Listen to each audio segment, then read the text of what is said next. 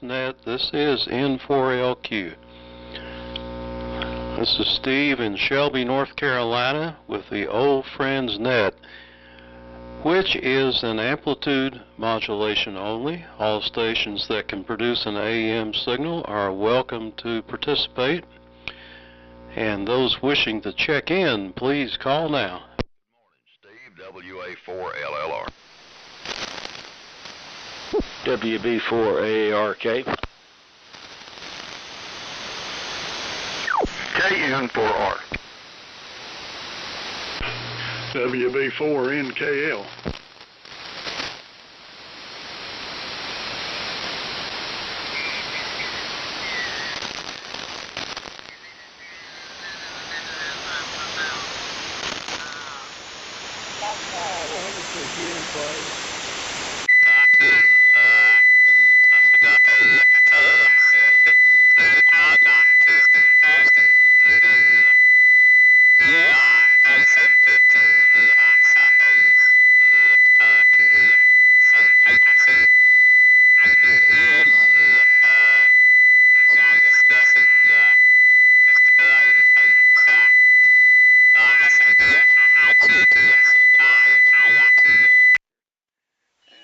You got a really strong signal down here. It's 40 over.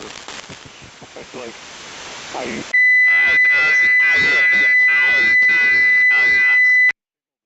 me is microvolts, and I thought something went wrong with the rig. I mean, I'm used to seeing it.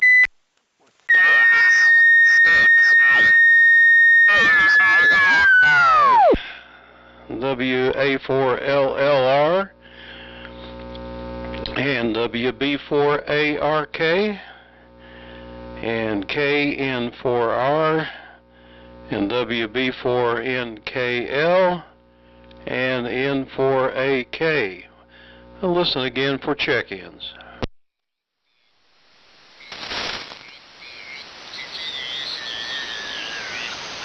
I wonder where everybody is. Well, it's 73 degrees here in Shelby and really overcast.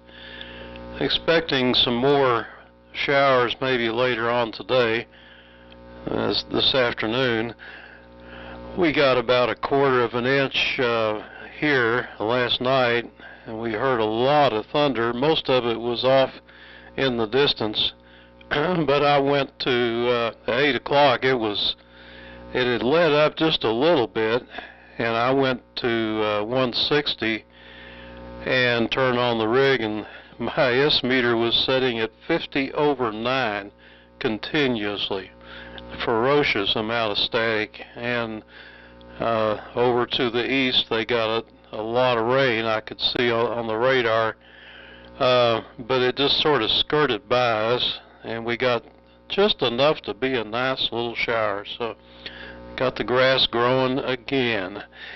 Running the Collins 32V3 and the 75A4 combo, about 100 watts into the horizontal loop antenna. So let's go ahead and start the round table.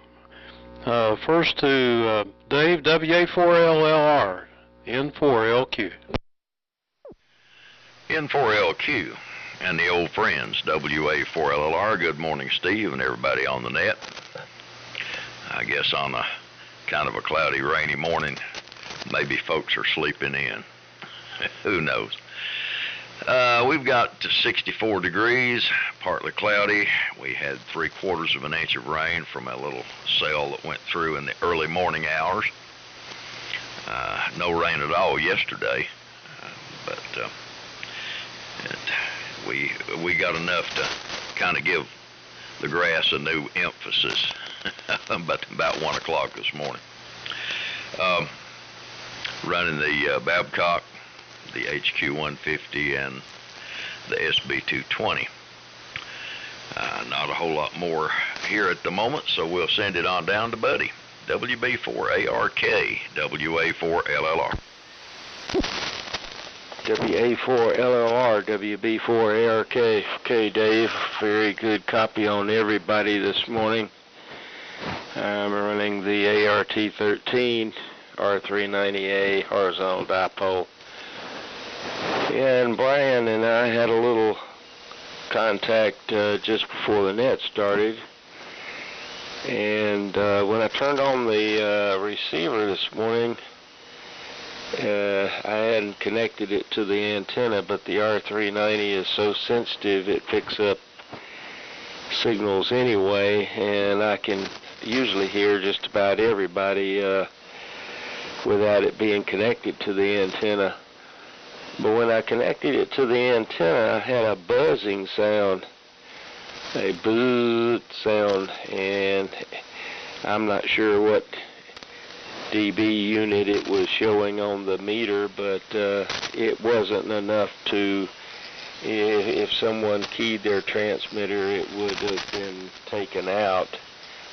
Some lightning crashes took it out, but anyhow, after Brian and I finished with our short little QSO, we went back to receive again, and the noise was gone.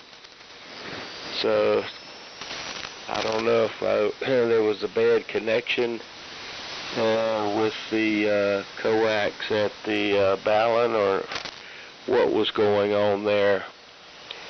But I've had that happen once before. It's kind of a strange phenomenon, but it wasn't enough to cause any issues. And so next time I drop the antenna down, I'll make sure that the PL259 is tight.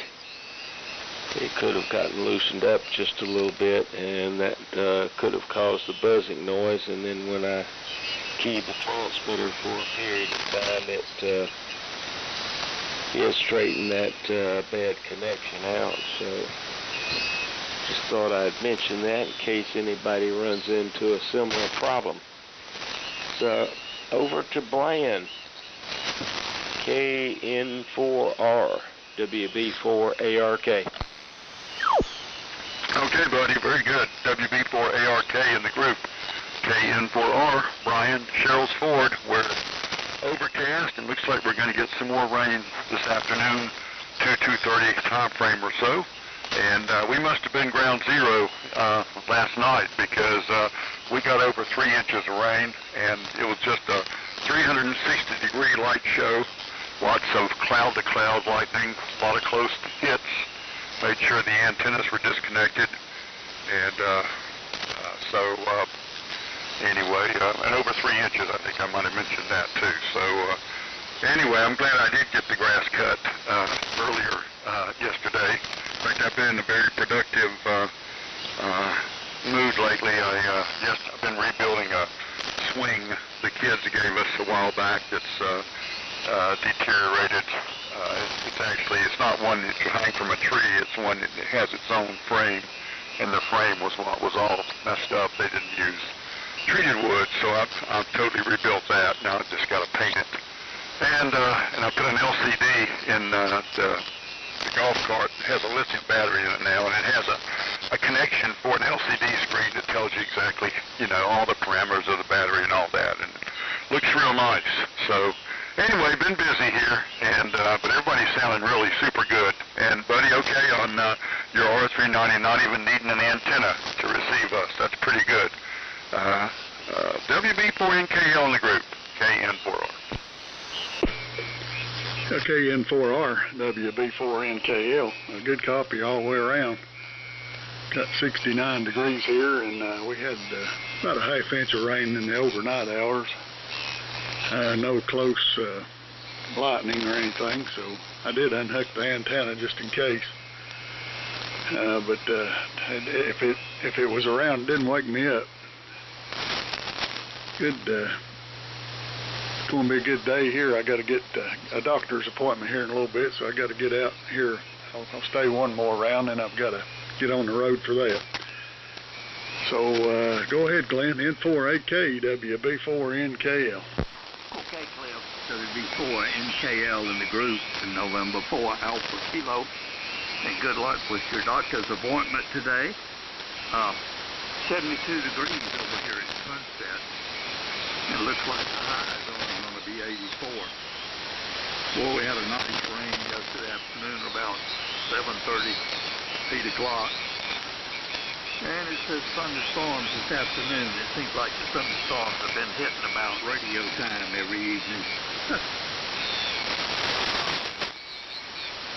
Steve, you will appreciate what I'm about to tell you. I have a Vibroflex Kia, and so I hadn't hooked it up to my FTDX10, so I hooked it up.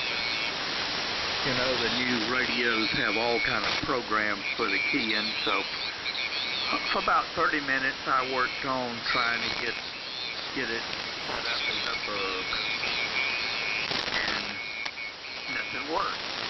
So then I checked my wires to the little plug in the back. You know, it has common ditch and DAWs. And that was right. And then I checked my contacts on my Kia, and it was perfect. I could get the DAWs, but the ditch wouldn't come on, so I said no problem. Well, about an hour and a half later, it's the strangest thing. You know, the Kia, the middle part is common.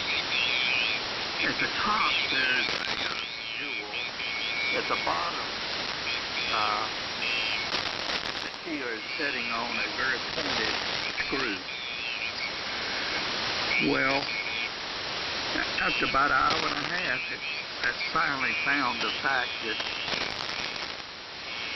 the little pointed screw wasn't making contact, only on the disc. Now that's crazy, because you know how that's configured. So I had to take that out and burnish it. The oxide didn't work. I never had that problem before. So I was beginning to wonder Alzheimer's hadn't hit me. But anyway, it's going at last. Everybody's copying very well. I'm on the FTDX10 SB200 running 100 watts. N4LQ, N4AK. Okay, Glenn. Yeah, a little bit light on that transmission, but I got most of it okay about your keyer or your paddle, and I guess that's fixed. This is N4LQ. Do we have any more check-ins? W4MEC there. All right, there we go. W4MEC. Anybody else? Nothing heard. Okay, Charlie, go ahead and you'll just be the tail end, Charlie, then just turn it back to me. Okay, N4LQ in the group W4MEC. Real good. Just now getting everything fired up here. Yeah, we got about 67 degrees and overcast. We got about a little over 3 inches of rain yesterday. So things are happy about that. Vegetation and everything. The dust is settled on the road, so we like that. So, and I guess you can tell we're running the ART 100 and the receiver on R398 through a in-fed half wave this morning. So, working out a rotation here on my equipment. So, back to you, N4LQ, W4MEC. All right. First time I've heard one of those. Real good. Well, I think you said, did you say 3 inches of rain? Yeah, I think I said, did I say R100 when I mentioned the R13? Yeah, 3 inches of rain, a little bit more than that. Oh, okay. I thought you said ART 100. So you and Brian got the rain, and in between didn't, or at least not much. We got about a 1/4 inch here in Shelby. Okay, and Glenn, sometimes my paddles do that, just sitting around, and I think it's just dust or something. In my case, I usually just tear off a little piece of notebook paper and put it between the contacts and close the contacts or hold them together with my finger and then drag the paper through it. and that cleans off whatever buildup there is. So yeah, they're kind of touchy about that. All right, let's see. Yeah, the static, like I said, it was really ferocious, and Buddy's R390 was picking up stuff, and I don't know, my antenna comes into a knife switch. I've got one knife switch that disconnects the antenna, and then another knife switch that shorts them together and grounds them. So my rig is totally disconnected, and last night when I did that, I disconnect the antenna and ground it, and my S meter on the 7610 was still showing S9, and if there had been somebody there, I guess I could have heard him, but that was 50 over with the antenna and S9 without it. Now, if I take the antenna loose from the back of the rig, it goes down to zero. You don't hear anything. Matter of fact, I can't even pick up myself that way, so it's shielded well. But by the time it gets to that bowline and over to some wires going to the knife switch, there's enough antenna left that I can pick up some junk that away. And the 75A4, it'll make a little bit of racket of its own. When I first turn it on, it cracks and pops and sounds like static, and it's just the old tubes, and a lot of that is the tube sockets are dirty, and I need to get in there and redo all those. This is the one that has been through the fire, and it got some crud on it, and some of that got into the tube sockets, and I've taken the tubes out and spray cleaner in there and put the tubes back in, and that usually takes care of it for a while, but that's pretty tough when that stuff gets into those tube pins, and I can rock them back and forth and simulate the noise. So, and Brian, okay, on building the swing, I was going to give you a swing frame I've got here. We bought one from Wayfair. It's the metal frame with tubes, or steel tubes, and it had a wooden seat. Well, that wooden seat broke. When we first got it, it just broke in half, and I just threw the whole thing away and kept the frame. And it's sitting out there in the backyard, and XYL said, "Oh, don't throw that away. We may need that someday." So I would have gladly, that would have been a good reason to get rid of it. Anyhow, with that, go ahead and turn it over to Dave for another round of good information. WA4LLR, N4LQ. N4LQ, WA4LR, good copy on everybody. Let's see. Steve 32V3 sounds good as usual. And Buddy, the ART is doing a great job for you. Brian, 3 inches of rain, man. And a light show and a half. You know, you're a problem this morning, Brian. Sitting here and you listed all the stuff you did. I mean, you cut the grass, you rebuilt the swing, you put an LCD screen in your golf cart. I mean, you're going to make all of us look bad. I don't know what you're taking, brother, but if you'd share it with the rest of us, we might get some stuff done. Cliff, hope your doctor's appointment goes well. Glenn, the FTDX 10 sounds really good up here. And Charlie, the ART 13 as well. We've had thunder and lightning around us, but nothing close recently, and I'm thankful for that. And I haven't disconnected my antennas in a long time. I used to disconnect them every time I wasn't operating, which is a really good idea. But the way they're set up right now, all the coax comes to a metal box on the outside of the house that's grounded. So all the shields are grounded, and then all the switches I have in here ground the center conductor when not in use. And so far, I've been very fortunate. I haven't had any issues with that. I installed a ground system a few years back after I started having some regular lightning damage to TVs and other things, and found out that the power company ground had gone away. So I installed numerous ground rods around the house, bonded them all together, and so far that's been very effective, and I'm very thankful to the Lord for that. But you know, a direct hit, there's not going to be much that's going to save you there.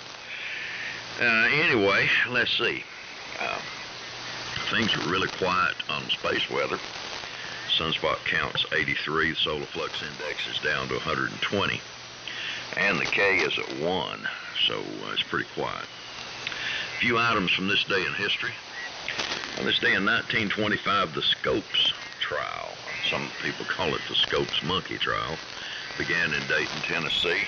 William Jennings Bryan was arguing for prosecution and Clarence Darrow for the defense. On this day in 1962, Swedish engineer Niels Bohlin was issued a U.S. patent for the three-point seat belt for cars that brought in not only the belt but the shoulder strap. On this day in 1973, the Bahamas gained independence from Britain. On this day in 1985, the Green Peace ship Rainbow Warrior was sunk in Auckland Harbor from the explosion of 2 bombs, and it was later revealed the French intelligence had planted the explosives. On this day in 1991, Boris Yeltsin became the first elected president of Russia. On this day in 2019, German automaker Volkswagen stopped producing the Beetle, which had been in production since 1938.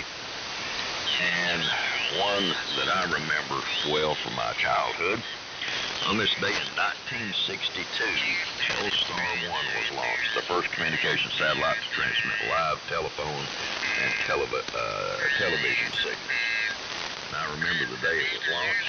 We didn't have a TV. I went to a neighbor's house to see if there was coverage of it. And the only station they were picking up was Channel 3 out of Charlotte. And for some reason, all they had on was a test pattern. So I was disappointed I didn't get to see anything about the Telstar launch. Down to you, buddy. WB4ARK, WA4LLR. Well, that's the way it goes with the test patterns back in those days. Yeah, they used to run the test pattern, and it was interesting to see that. Of course, it was excellent for aligning your TV set, but I think that was about it. Well, I thought Charlie said the ART 300. I'm pretty sure he got the rain amount right, but I'm not sure that the ART nomenclature was correct. I kind of heard 300, so I don't know about that. There was some static in there, so it could have been something else. Not much going on here. We took an easy day yesterday. I had a couple little small projects to work on after I got my Chevy Lumina left front brake issue solved.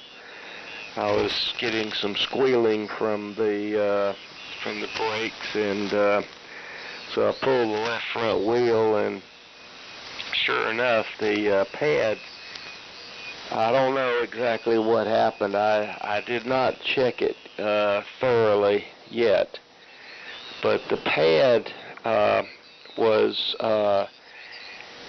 not covering the rotor completely. The outer edge of the pad, about almost 1/4 inch, maybe a little bit less, was overhanging the outer edge of the rotor. And I'm not exactly sure if that could have been coming from the size of the pad was larger than it should be, or if the rotor had shrunk. I know that didn't happen, but it was an interesting problem. And so it had dug into the rotor pad about at least 1/4 of an inch, and so the edge of the rotor was rubbing against the part of the pad that it wasn't actually making contact with. So that was an interesting problem. But I got the rotor turned, and I had O'Reilly's do that. They were the only place around here that like that had the turning unit turning lathe to turn the rotor. But I got that done and got the pads back on and set. So we're in very good condition now. I haven't cut the grass in about not quite a week. It's been a little bit less than a week, but it's growing. It's growing pretty good, but we've had no rain, so it's not growing that good. So it's going to be a more days before it needs to be cut again. So hopefully it will be this weekend. And yeah, the noise is rather a strange issue with that buzzing sound. I think it's a poor contact at the antenna. I'm going to go with that. But Brian's got a very good signal today. The only weak signal is Glenn again. His signal is very weak. So over to Brian, KN4R, WB4ARK. Okay, buddy. Very good. WB4ARK in the group. KN4R. Fine business. And your ARK-13 sounds wonderful. Charlie, yours does as well. I forgot to say I'm on the GRC9 here in the little amplifier, about 65 watts or so. And on my only in-bed half wave at the moment, which is set very nicely for 3715, so that's good. But buddy, okay on the brake pads, that's very interesting. And Dave, thank you for the space weather and also the On This Day news. That was very interesting. And I don't remember if Telstar was the big Mylar aluminized balloon or not, but I think it was. And okay on TV test patterns. You guys probably know Robert Lozier over in Monroe, North Carolina, antique radio collector. He did TV DXing as a youth and had some type of a Yagi antenna up there that was a little better than most. And he used to have the odd habit of taking Polaroids of his TV screen when he picked up a different station. And he tells me that he has pictures of over 100 test patterns, and I keep telling him he needs to digitize those and put them in a slide because it'd be interesting. And but anyway, he hadn't done it yet. And Dave, don't worry, I'm usually not productive, especially these days.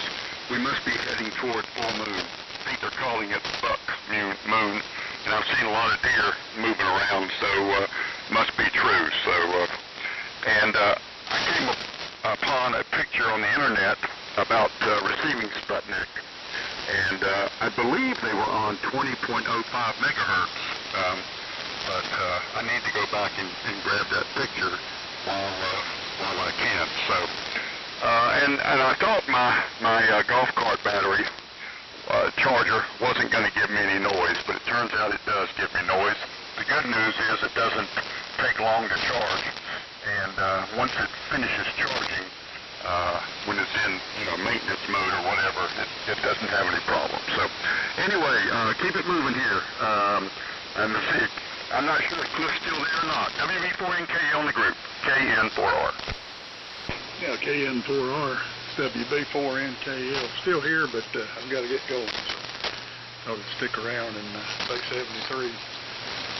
And running, I was going to say I was running the B6610, quite a bit of military equipment on here this morning.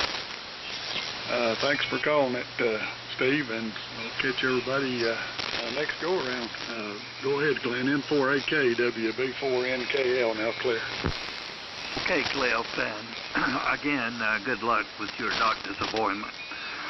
WB4NKL, N4AK here.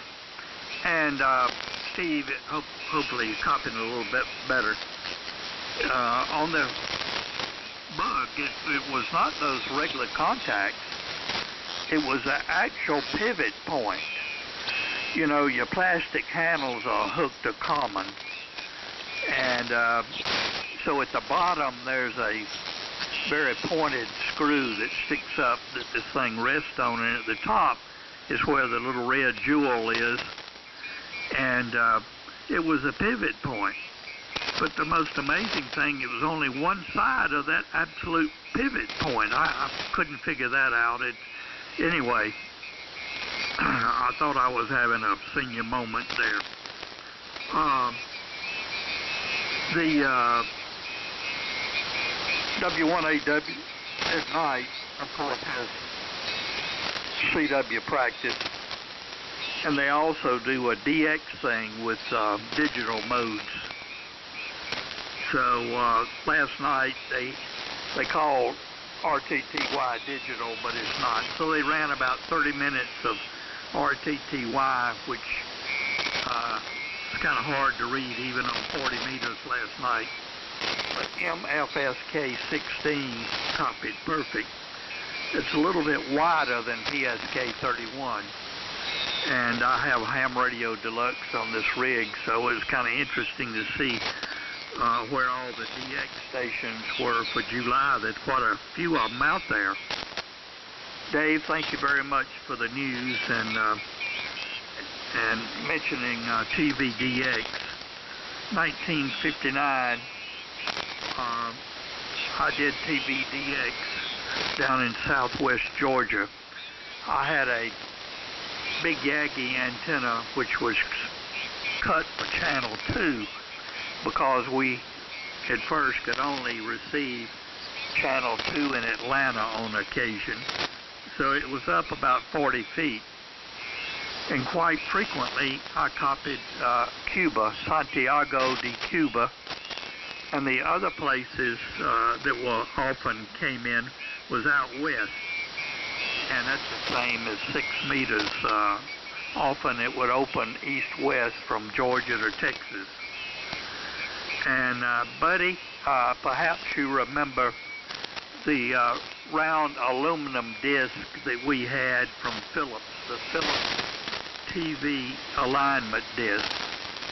And it had several plates on it so you could set up your TV system and see if it was penetrating. So perhaps you remember you were carrying that round TV alignment disc in your car quite often. All right, so, and great on fixing your rotor pads squeaking. I hate squeaking rotor pads. And Charlie, I got the diodes. I will admit, I'm not going to try to put a diode in that thing, so I've got 2 spare diodes. If you needed them back, you call me, and so I'll set you up for lunch as soon as we get together. W4MEC and the group, N4AK.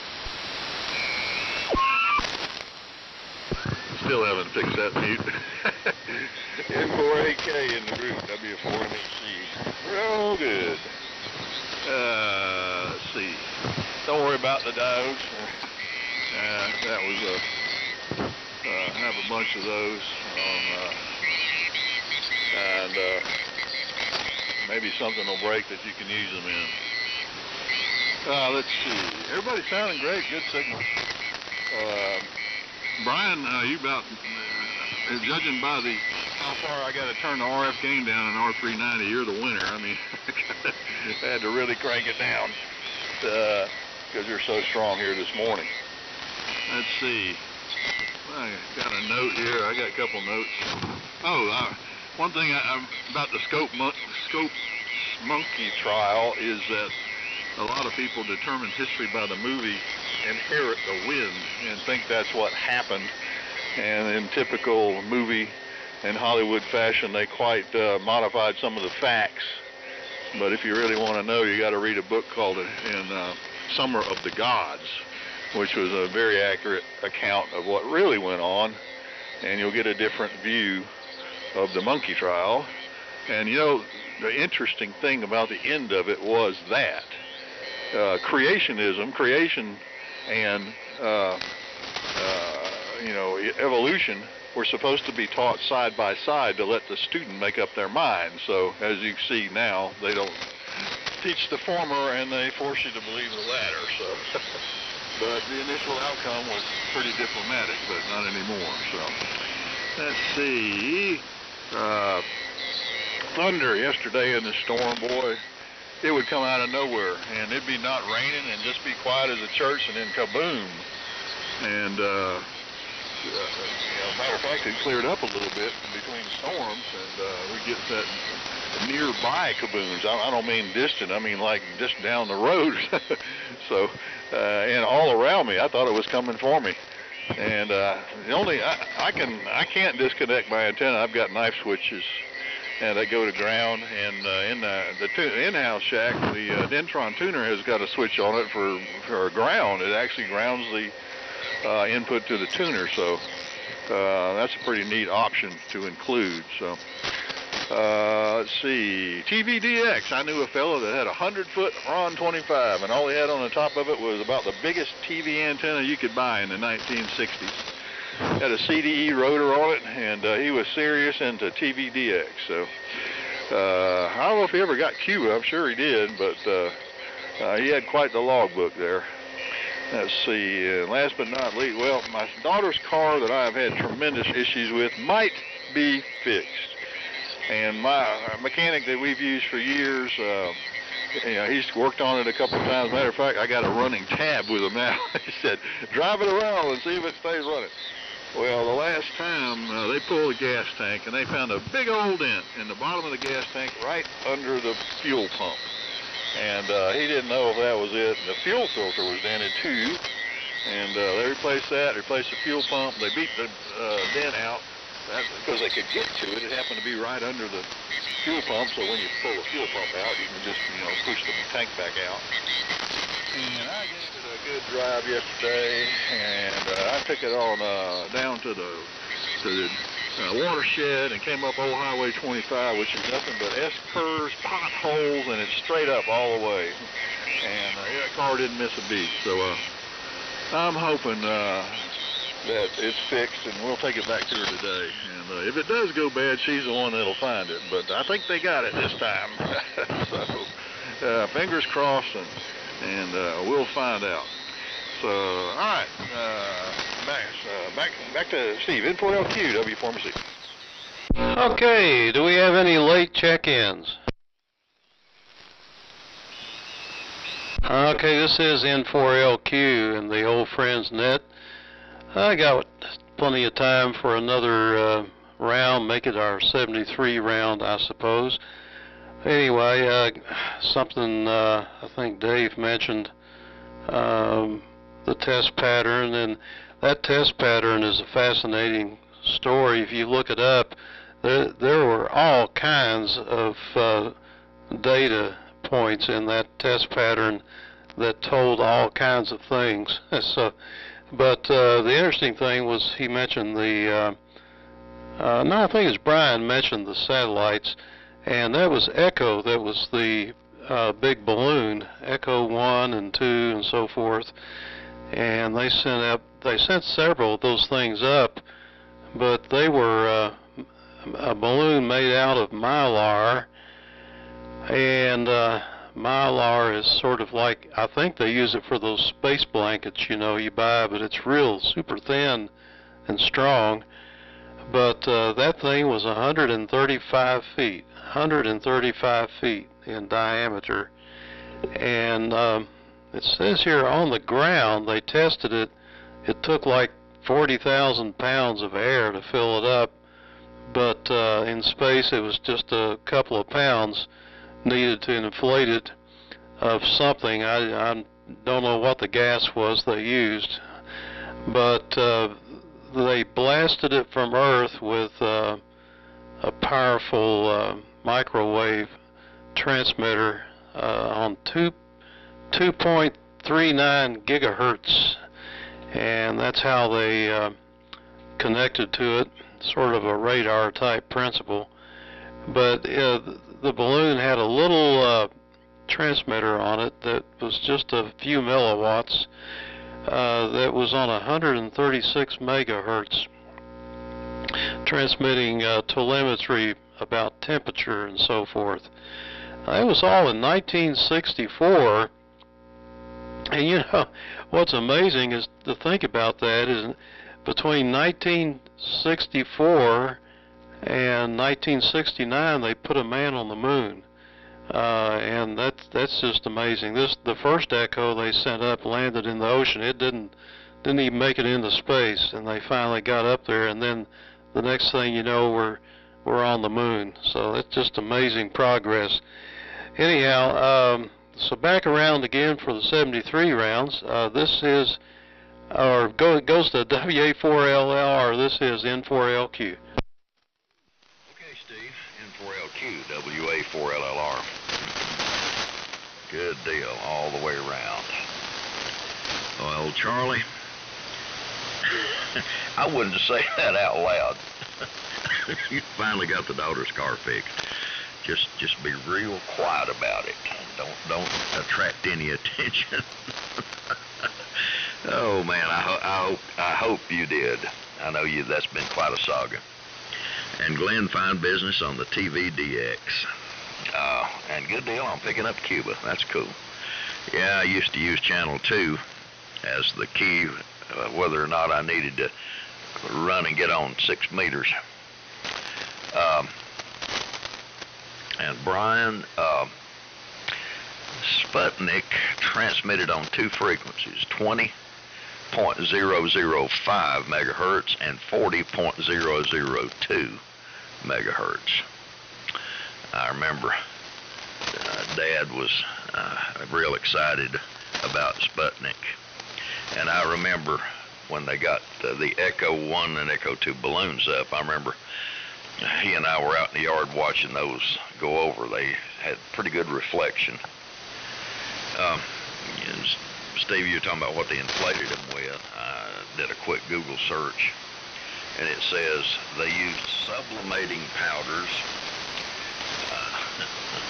benzoic acid, and anthraquinone or something. I never heard of it. But anyway, when they were heated by the sun, they vaporized and caused the residual air inside the balloon to expand to the point that it needed to be. So, yep, I remember Echo and seeing that crossing the sky. But yep, I remember the good old days in TV broadcast when, along about midnight, you had the national anthem, a picture of the flag, and then nothing but a test pattern for the rest of it. So, well, those days are long gone. Well, Steve, thanks for calling. Everybody have a great day. 7-3, God bless, and Lord willing, we'll catch up with you Sunday. So, WB4ARK, WA4LLR. WA4LLR, WB4ARK. Well, my father would stand out in the yard at night and watch the satellites go over, and he was religious about standing out there and watching those things. He would comment about them, and so that was back in the 60s. So it was a very exciting time, and yeah,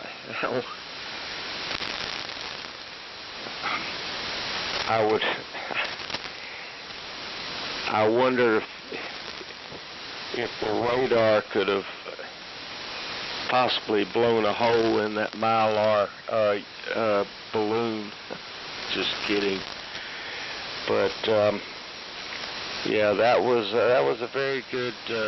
We had some extremely sharp engineers back in those days, and to put a man on the moon in the short period of time that they did, it was just amazing.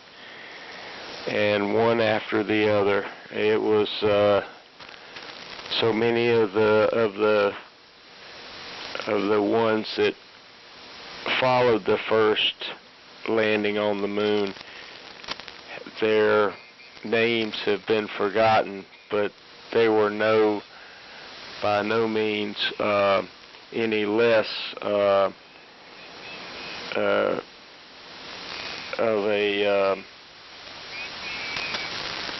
a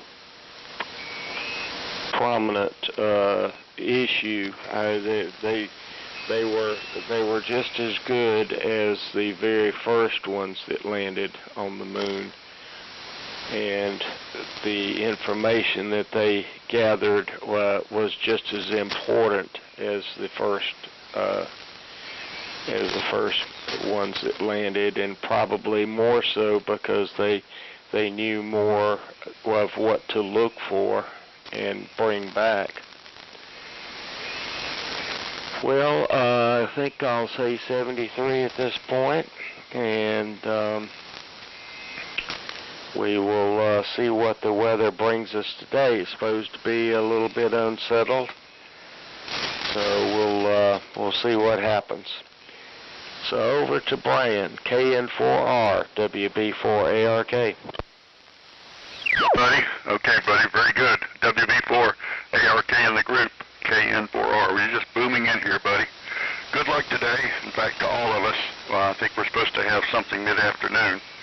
And Dave, thank you for the information on Echo. I remember standing out there as well, watching satellites go over. My brother had a small telescope and it had a camera that would connect to the islands, and it wasn't a Polaroid, it was a traditional, 110, I think. And anyway, so he took some pictures of the moon, and when it came back, there was a little image on each of the photographs that looked kind of like when you make a smiley face with your keyboard. And we figured we thought it was a UFO at first, but it turns out it was somewhere through the development process. It was a picture of a machine or whatever holding the film. Anyway, so no UFOs. But talking about Echo, I have 2 of the latex balloons in a can that were used to hold up long wires up in the air for a part of a Gibson girl, and I've looked on the internet. There's no video that I could find of one of these being fired off, but it's got like a hydrogen generator, so you put it in water, it fills up this white latex balloon. So we need to make that a project, an old friends project, and fire 1 or 2 of these off and pull up I've got some of that bronze phosphor wire.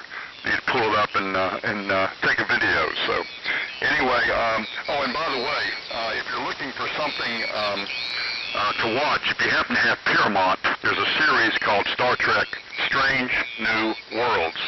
It's a great series. There hasn't been a new episode in a while, but they're coming out this year with another year's worth, and it's a great show. I've been watching it over again. So anyway, my little amplifier is about to have a heart attack. So 73s, enjoyed it. Everybody have a great day, and good luck with the weather. Talk to y'all later. 73s Cliff. N4AK and the old friends. This is KN4R. Talk to you later. Okay, Brian. This is November 4 Alpha Kilo. So it's been a nice meeting with all you fellows this morning. And I don't know if you know, the stock market, if you probably have an IRA, and the stock market has been doing particularly well. If you have any stocks like NVIDIA, Supermicro Computer, and some of the others, the truth is they've been on a tear. If you got into artificial intelligence stocks about 2 years ago, you're really doing well.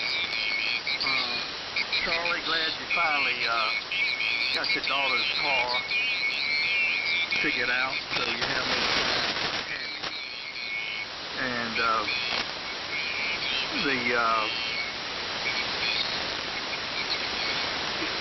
let's see, the man on the moon, what's amazing about that, I've read where the computer power was about equivalent to what a Commodore 64 had back then. That was a computer power to get the men on the moon. Now that's pretty amazing. Another thing you were talking about,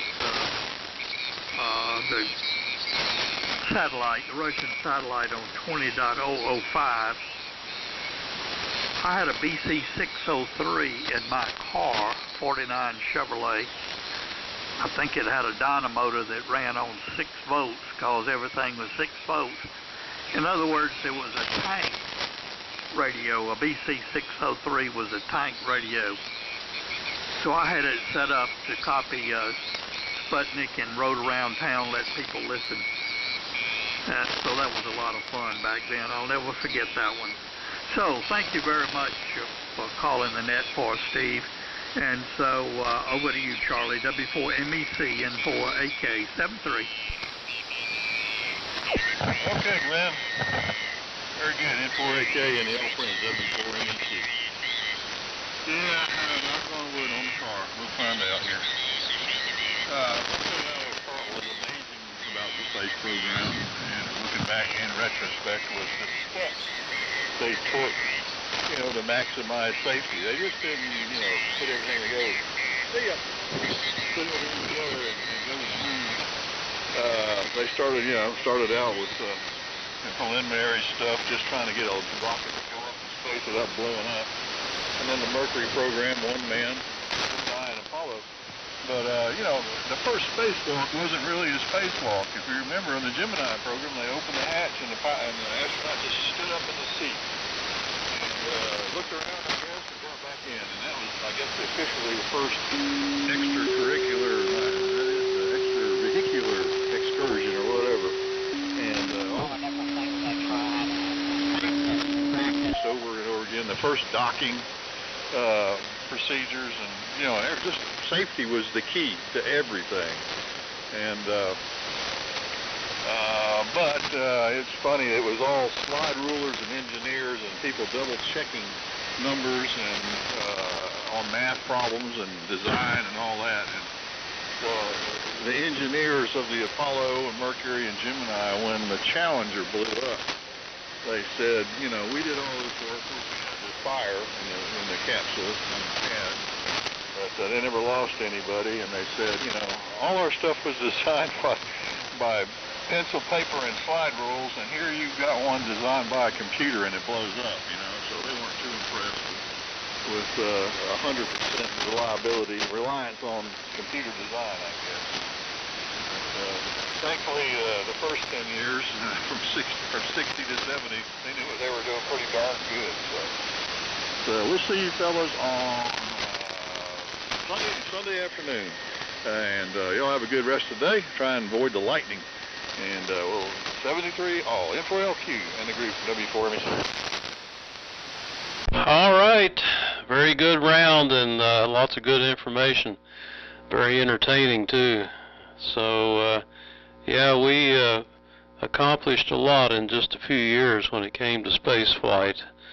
And sometimes I wonder now if we could even put a man on the moon again.